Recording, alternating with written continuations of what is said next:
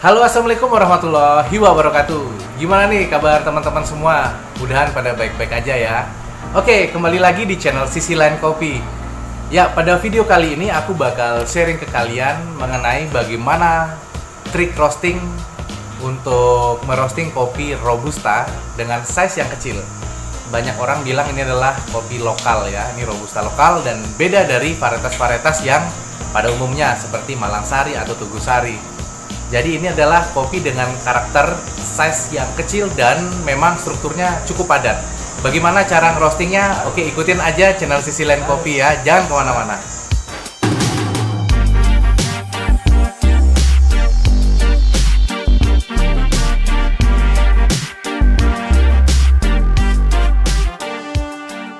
Ya, seperti yang aku bilang tadi, kopi Robusta dengan size yang kecil ini memang adalah varietas lokal sini ya.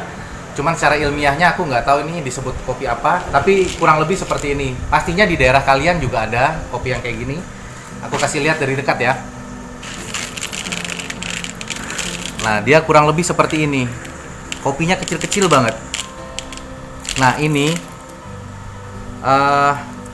mempunyai karakter kopi yang apa ya, bisa dibilang ini adalah karakternya cukup padat. Dia strukturnya padat banget, jadi kita nggak bisa sembarang juga menggunakan trik roasting. Ini memang beda sedikit aja dari proses-proses Robusta yang lain. Nah, bagaimana selengkapnya untuk proses roasting Robusta yang size kecil ini? Aku bakal segera roasting. Ini mesin sudah aku heating. Jadi begini, ada sedikit masukan buat kalian ya. Kalau kita heating mesin roasting, misalkan kita akan target charge time-nya di 190 atau 180 misalkan. Jadi mesin itu kita panaskan dulu sampai di suhu di atas itu. Kalau kita charge time di 170, mesinnya kita bisa panaskan sampai di 200 atau di 210. Ketika panas sudah mencapai 200, nanti apinya dimatikan, airflow dibesarkan, kita turunkan lagi suhunya sampai di 170 misalkan seperti itu.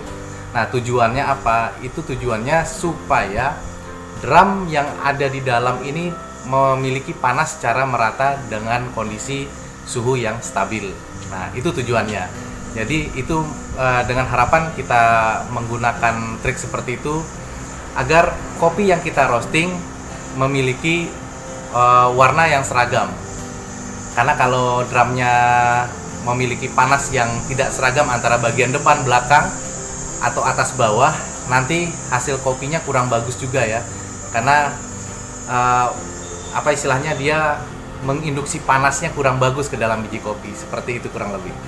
Ya, ini kita sudah heating di 200. Sekarang aku lagi tunggu dia turun ke 170 dan aku coba mulai masukkan kopinya nanti.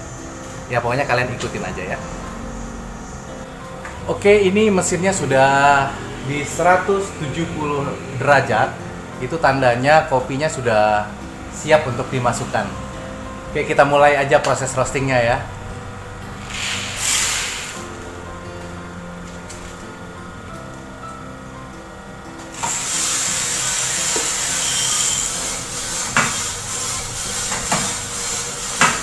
Ya, di sini ada sedikit perbedaan dari cara-cara roasting yang sebelumnya.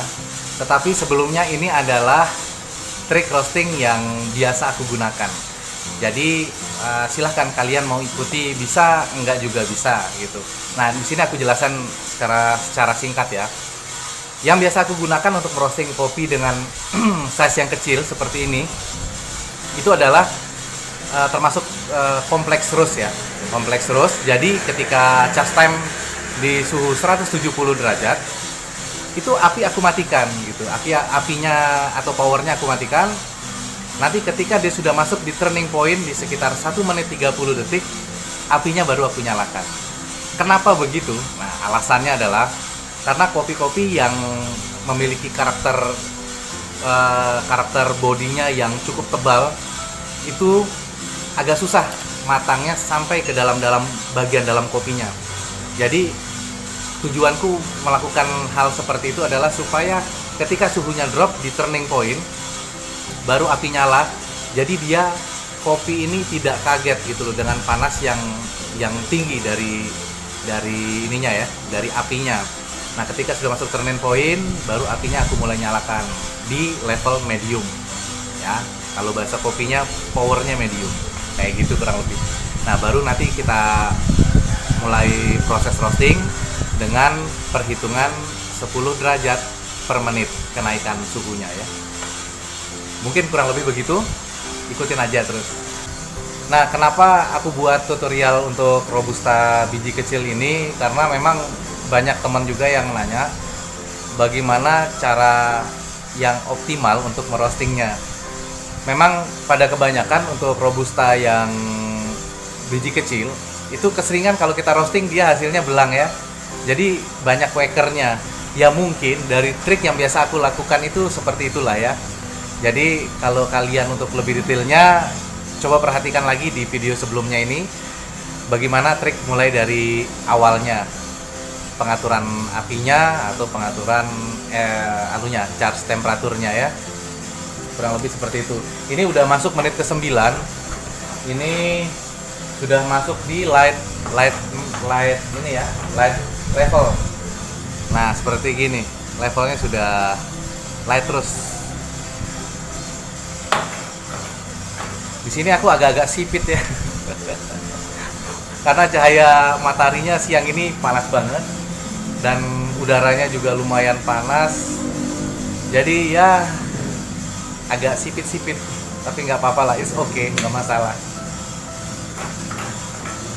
Jadi nanti di sini ketika sudah masuk di menit ke-10 itu target aku untuk first crack-nya. Jadi sama aja kayak roasting sebelumnya. Ketika sudah masuk first crack atau beberapa detik sebelum first crack, itu api sudah mulai kita kecilkan sekecil-kecilnya supaya kita gampang ngedevelop ya. Itu untuk teknik kompleks terusnya. Nah, ini sudah ada initial crack-nya, kita mulai harus kecilkan. Jadi api sudah mulai kita kecil banget ya. Powernya udah kecil banget kita pakai. Supaya nanti untuk ngedevelopnya lebih mudah. Ini udah masuk 10 menit lebih.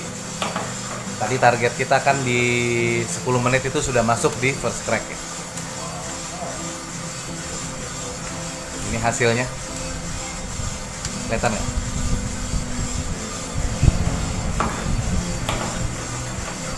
Nanti ini finish di kurang lebih di menit ke-12. Itu masuk di level medium. Nanti bagaimana hasilnya, rata atau enggak, nanti aja kita lihat hasilnya ya. Ya, ini sudah masuk ke menit 11. Menit ke-11 hampir ke-12. Sudah mau mencapai target level roasting yang kita inginkan. Kita lihat dulu ya. Ya, ini sebentar lagi matang. Sebentar lagi kita akan finish. Kita sambil cek di spoon untuk memastikan kopinya agar nggak over ya dari target yang kita ingin capai.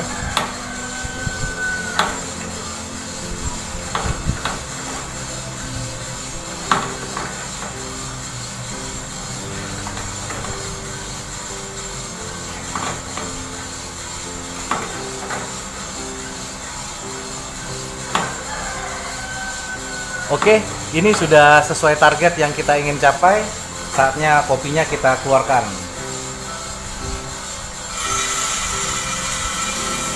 Oke, ini dia hasil roastingan kita tadi. Bagaimana nih, kalian bisa langsung lihat dari dekat. Gimana hasilnya, seragam kan? Keren. Ini bijinya kecil-kecil banget karena ini adalah robusta lokal ya. Nggak tahu kalau di daerah kalian namanya untuk robusta lokal yang kecil-kecil ini seperti apa ya? Coba tolong dong bantu tulis di komen biar aku juga tahu. Penyebutan di tiap daerah biasanya beda-beda. Oke, keren begini kalian udah bisa lihat langsung. Mudahan ini bisa membantu ya, memberikan referensi buat kalian semua. Ya, segitu dulu video kali ini mengenai bagaimana trik roasting robusta dengan size yang kecil. Mudahan video kali ini bisa memberikan referensi buat kalian, bisa memberikan wawasan baru juga, terutama buat roaster pemula. Oke, aku ucapin makasih banyak buat perhatiannya di channel Sisilen Kopi. Pokoknya dukung kita terus supaya bisa menghasilkan konten-konten yang lebih berkualitas. Segitu dulu, makasih banyak. Semoga kita sehat selalu. Wassalamualaikum warahmatullahi wabarakatuh.